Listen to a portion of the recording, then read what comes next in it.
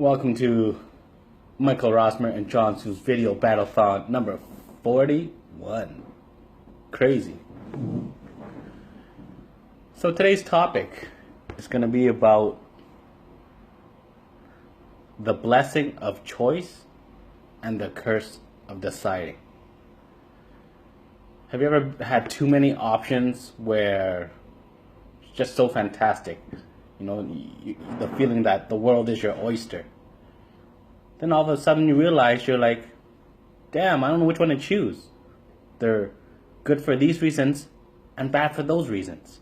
And oh, I love this for this reasons and I hate that for that reasons. They're both equally good. And you get what they call analysis paralysis. Something very common in real estate where there's too many damn things to think about. Like one thing I realized about real estate, it just works. I don't need to be an expert about it. I don't need to know about economy, all this other stuff, even though all these experts say, oh yeah, you need to know about economy. And they make all these guesses, and there's nothing funnier than somebody who possesses the conviction of certainty making these predictions, and then something else happens. And they're like, oh my God, embarrassed, oh sorry, I made a mistake. Or, you know, when they get it right and they're like, yeah, man, that's awesome. But what I learned about, you know, economical forecasts or any type of forecast, they are based on fixed things happening. It's like a snapshot in time. If this, and, you know, A, B, C, and D happens, then F will be the conclusion. But if A, B, C, D, or E, any of those factors changes, it pretty much invalidates the whole forecast. So that's what I realized is stop, you know, trying to figure everything out and, you know, just kind of focus on more simple stuff.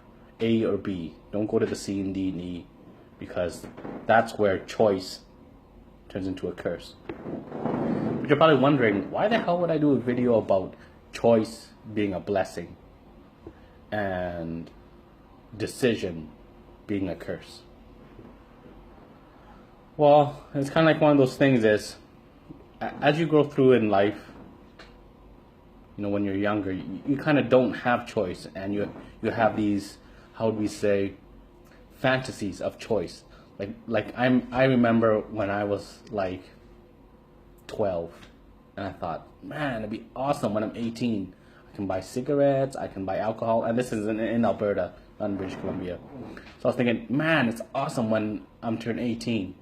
You know, right now, totally sucks. I have no choice. Pretty much I have to get people to bootleg alcohol and cigarettes for me. And that totally sucks. Nobody likes asking for help.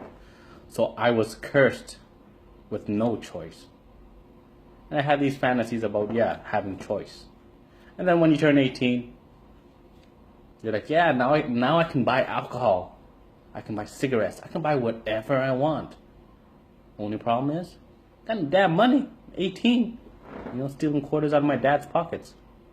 So now I have the choice that I thought was such a blessing. But here's a problem. Brothers on a budget, you know.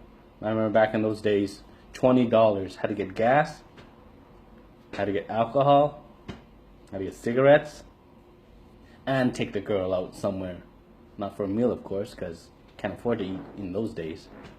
So just think, $20, that's Casanova on a budget. So that's what I'm saying is something to think about. Is having choice really a blessing, or is it a curse? Think about it. Because you always hear people talk about how they lack choices in their life. And they, oh, I wish my life would be like this. It would be so amazing. And oh, I wish if my life wasn't like this, you know, and my life sucks. If this thing would change about it, it would be so much better. But choice is not a blessing or a curse. It's just an option. You know, it's like the option to eat dirt. Is that a good choice? Not really, but it is an option, but not something you do, right? So that's kind of why I did this video, is I want people to understand having, you know, with choice, it's not a, you know, a benefit or a disadvantage. It's just a choice, a single decision, you know, to decide to do it or to not do it. but to really, how to say, give people a more complete understanding of what choice means, and I guess deciding means. Like when you're younger, you don't really need to decide things for yourself. Your parents do everything. It's just kind of really nice to be taken care of, right? So that, how we say, the responsibility of choosing, right, is taken off by somebody else. But as you grow up, you're like, I don't like my parents or people doing stuff for me, right? Because you feel, how do we say, you feel like powerless, I guess, because you realize, like, everything is done for you. And kind of when you get older, you start thinking about more stuff, and you're like, if I didn't have this person in my life, I wouldn't have that, and that kind of sucks. For example, parents who give their kids allowances, or like my big thing is my parents used to do all my laundry and all my dishes. And I remember the first day I moved out, into my own place, I was like, yeah, the freedom to do whatever I want. But I'm kind of hungry. There's no food in the fridge except for like alcohol, sauces, or food I had to cook. And I was too lazy to cook it. And then usually when I would cook, holy shit, magically a pile of dishes had to go there. Magically appeared. And there's nothing worse than having a roommate who,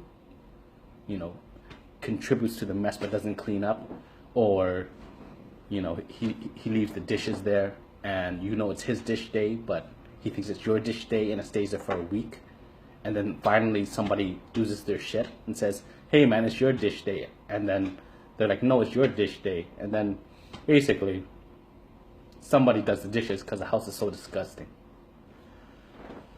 So yeah, that's kind of why I wanted to do this video, is just kind of to give a more complete understanding around what choice is and what choice isn't. And choice isn't a blessing,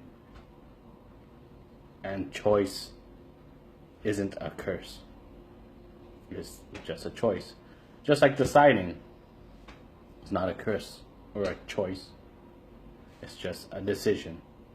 And I know it sounds kind of airy-fairy, right? But that's the reality of things. You want to make your life simple? Stop crying about your lack of choice. Stop crying about, the decisions you need to make, or the lack of decisions, right? Choices and choosing is kind of hand in hand. It's kind of like key and lock. Can't have one without the other. So yeah, that's my 2 cents on choices and choosing.